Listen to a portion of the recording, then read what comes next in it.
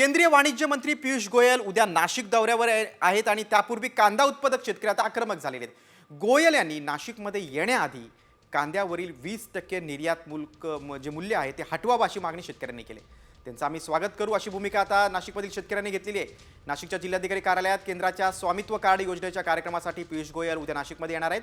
मात्र गेल्या काही दिवसांपासून कांद्याचे भाव घसरल्यानं शेतकऱ्यांना कोट्यावधींचा तोटा होतोय।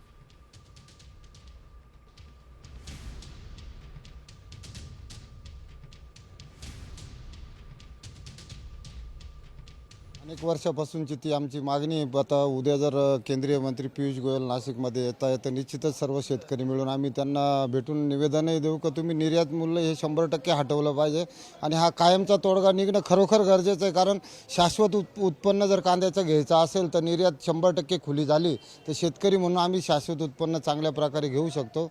बाजारभावही स्थिर राहतील आणि आम्हालाही त्याचा फायदा होईल आणि ग्राहकांना निश्चित त्याचा फायदा झाल्याशिवाय राहणार नाही।